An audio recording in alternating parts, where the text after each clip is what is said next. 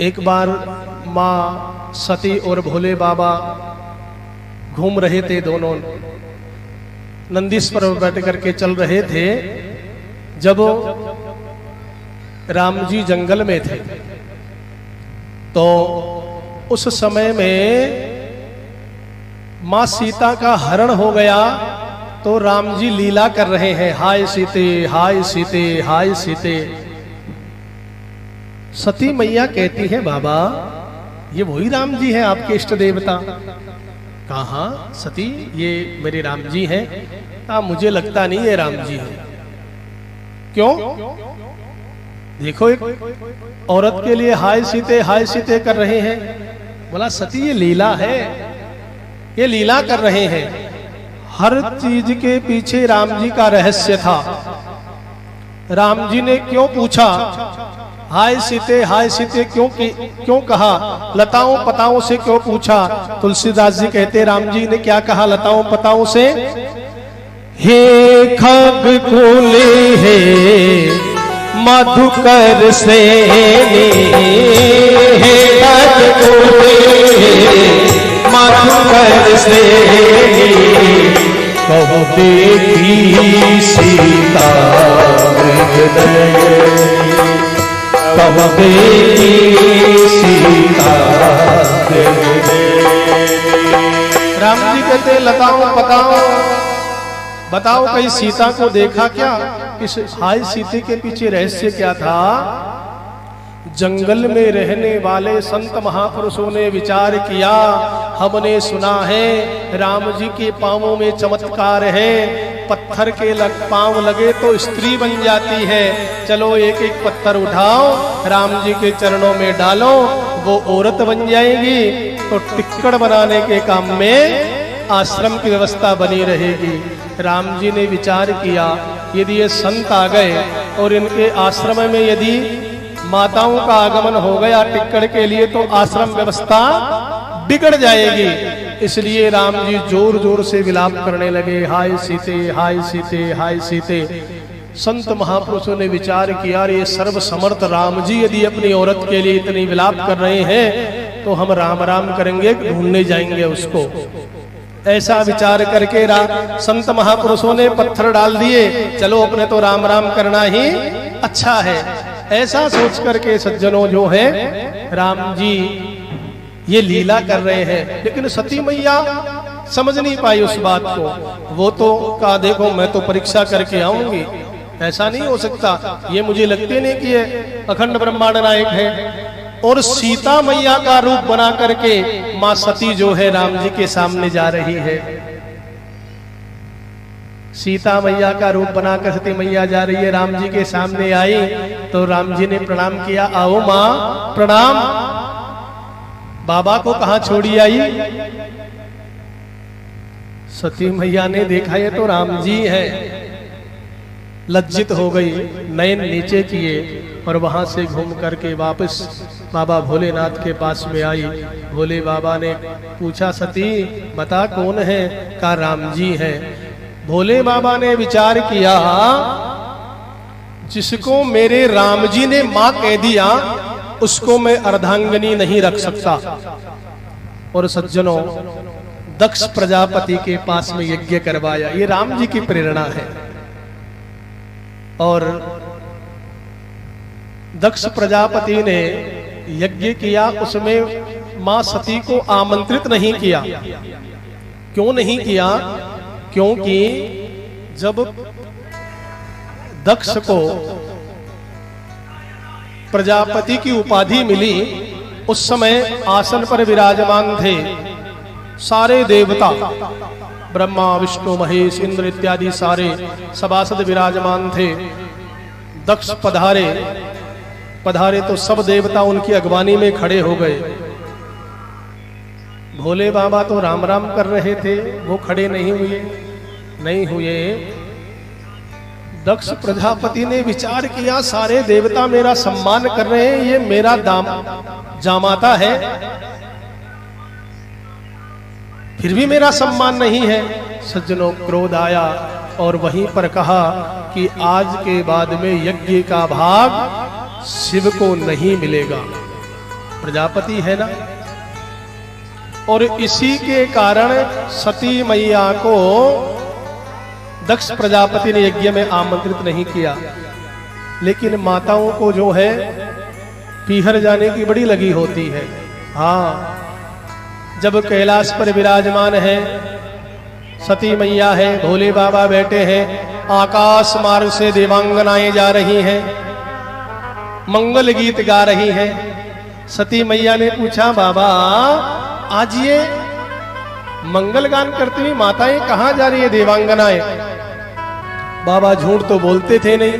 कहा, देवी तुम्हारे पिता ने यज्ञ का आयोजन किया है, ये वहां जा रही है। अच्छा, मेरे पिता ने यज्ञ का आयोजन किया है, अपने यहाँ निमंत्रण नहीं आया? बोला, नहीं सती, निमंत्रण नहीं आया। हो सकता है डाक व्यवस्था गड़बड़ हो, पत्र नहीं पहुंचा हो। अपन चलेंगे, आप भी तैयार हो जाओ और हम भी तैयार होती है। भोले बाबा कहते, सती मैं नहीं जाने वाला। हाँ हाँ, बिना बुलाए मैं नहीं जाऊंगा। सती मैया ने बड़ा अच्छी बात कही भोले बाबा को। कहाँ निमंत्रण की जरूरत है? पिता के घर में, गुरु के घर में, मंदिर में और कथा में बिना बुलाए जाना चाहिए। निमंत्रण की आवश्यकता नहीं पड़ती। कहाँ कहाँ? अपने पिता के घर में, गुरु के घर में, गुरु के आश्रम पर, मंदिर में और कथा में। ऐसा नहीं भाई महाराज मान तो नोते कुंदियों कथा सुनवा को, यहाँ जरूरत नहीं है निमंत्रण की, यहाँ तो बिना निमंत्रण के ही जाना चाहिए। भोले बाबा कहते, सती बात तो अच्छी है तेरी, लेकिन देख मैं तो नहीं जाऊंगा और तुझे भी यही कहूंगा कि तू मत जा। लेकिन माताओं को पीहर जाने की लगी होती है। क्यों माताओं? यदि काम, घर का काम सुबह 4 बजे से 2 बजे तक जो माता करती है, पीहर जाने का नाम ले ले तो वो काम 9 बजे पहले पूरा हो जाता है। होता है ना पक्का। और माता जी 90 वर्ष की हो जाए उसके बाद भी कि माता जी आखिरी इच्छा कहीं है बताओ? कि महाराज मरती जीवती पीर का रोकड़ा एक बारी देख ही जाओ, है ना। और होना भी चाहिए। शास्त्र कहते हैं, जननी जन्मभूमिश्च स्वर्गादपि गरीयसी, माँ और मातृभूमि स्वर्ग से बढ़कर होती है। इसलिए माताओं का पीहर से अधिक स्नेह होता है। और सती मैया ने कहा, देखो बाबा आप जाओ चाहे नहीं जाओ, मुझे आज्ञा दो। कहा, मैं आज्ञा तो नहीं दूंगा, अब तेरी मर्जी है तो देख ले। और सती मैया ने तो तैयारी कर ली। नंदी भृंगी ने विचार किया, अपने तो बाबा भी वैसे और माता जी भी वैसे ही, चलो यहाँ रोज एक ही टिक्कड़ प्रसाद मिलता है, वहाँ यज्ञ हो रहा है तो अनेक प्रकार के पकवान बनने वाले हैं, मैया जी के साथ चलो। नंदी भृंगी को साथ लेकर के माँ सती जो है दक्ष प्रजापति की यज्ञ में जा रही है। और गोस्वामी जी के शब्दों में सुनिए, पिता भवन जब गई भवानी, पिता भवन जब गई भवानी, द्रक्ष त्रास काहू सदवानी, द्रक्ष त्रास काहू सदवानी। ये सागर भले ही मिली एक माता, सागर बनेगी मिली एक माता, भगनी मिली बहुत सुखाता, भगनी मिली बहुत सुखाता। पिता भवन जब गई भवानी, तो दक्ष त्रास काहू न सन्मानी। दक्ष के भय से किसी ने सती का मान सम्मान नहीं किया। सादर भले ही मिली एक माता, मां मिली। मां को भी अपने पति का डर लग रहा था, इसलिए इतना ही पूछा, आ बेटा सती आ गई, आजा बस, और चल दी। बहिनें मिली, मुस्कुरा करके आगे चली गई, पिता का डर था। सती मैया ने देखा बाबा सही तो कहते हैं, लेकिन चलो यहाँ कुछ नजारा अलग है, यज्ञ स्थल पर चल करके देखते हैं।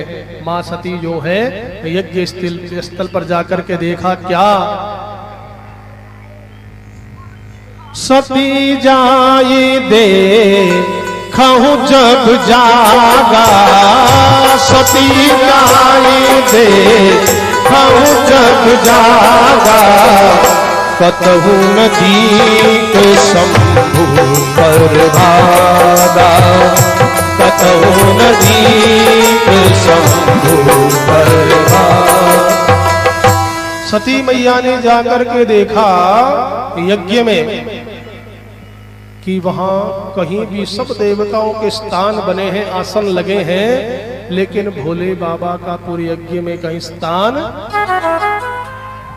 सती मैया ने विचार किया, भोले बाबा सही कह रहे थे, यदि पीहर में किसी माता बहन के पति को जगह नहीं मिले, उनका मान सम्मान नहीं हो, तो क्रोध आना स्वाभाविक सी बात हो जाता है। और फिर भोले बाबा जैसे परम संत जो हैं, तो सदैव भगवान के भजन में लगे रहते हैं। सज्जनों, इतना क्रोध मां सती को आया। वहां पर जो यज्ञाचार्य इत्यादि थे, उनको संबोधन करके, दक्ष प्रजापति को संबोधन करके मां सती ने बहुत सी बातें उनको कही, अनेक प्रकार की बातें करके कहे कि बिना भोले बाबा के यज्ञ संभव नहीं हो सकता। और सज्जनों, इतना क्रोध मां सती का तेज हुआ कि मां सती अपने पति के उस अपमान को बर्दाश्त नहीं कर सकी और आसन लगा लिया मां सती ने। आसन लगा करके मां सती ने अपने जो शरीर में अपान उदान समान व्यान, इन सभी को योगाग्नि के माध्यम से मां सती ने अपने शरीर को जला करके तत्क्षण वहीं पर भस्म कर दिया। भोले राजा राम